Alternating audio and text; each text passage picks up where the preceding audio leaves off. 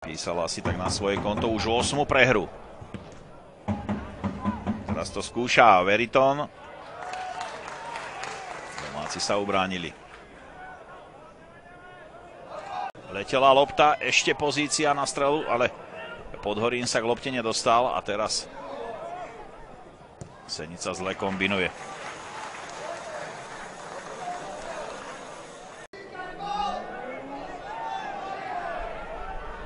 Domáci strácajú loptu ešte na vlastnej polovici. No a teraz vidíme, že všetci hráči v žltých dresoch bránia na vlastnej polke.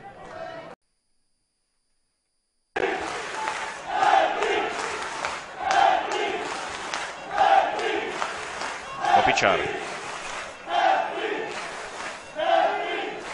Ale musí prísť presnejšia prihrávka. Opäť Mensah rozbehnutý na hrane offsideu. Čakal na prihrávku za obranu. Březina. Gončar.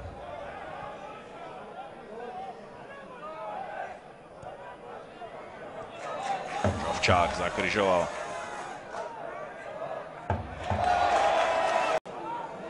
Senica už rozohrala. Kveje posúva na ľavú stranu.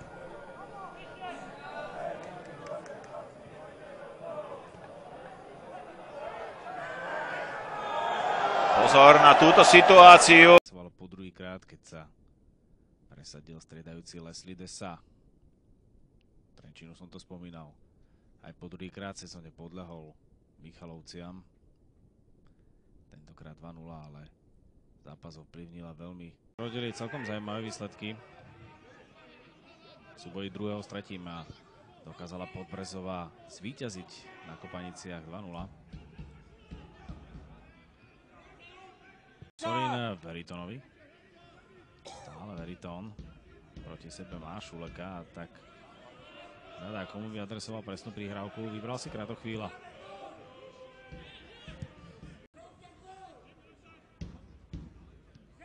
Veľmi nepresný aut na Kosorina.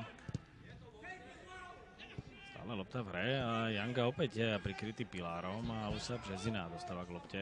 Ešte Alikobala. Power sa už v lopte nedostal a Kopičár sa drží za zadný stehenný sval. No, tam to bol Luis Gutierrez. Veriton dokázal loptu zachytiť a nasleduje Pilárov odkop. Ukrytý Kosorín, ale ešte Mráz. A domov Šulovi. Opäť Pilár. Teraz Veriton. Pilárov odkop.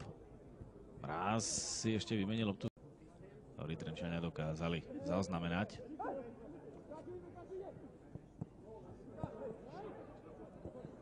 Kristofer Udech a napokon pískaný faul Udeha. Ale Alikobala k lopte nedostal. Teraz si Alikobala pýta loptu. Alikobala nebol vo offside, ešte volil zbytočnú prihrávku. Namiesto zakončenia Trenčín mal ďalšiu veľkú príležitosť, ale tentokrát, ktorý sa previnil. Opäť Veriton.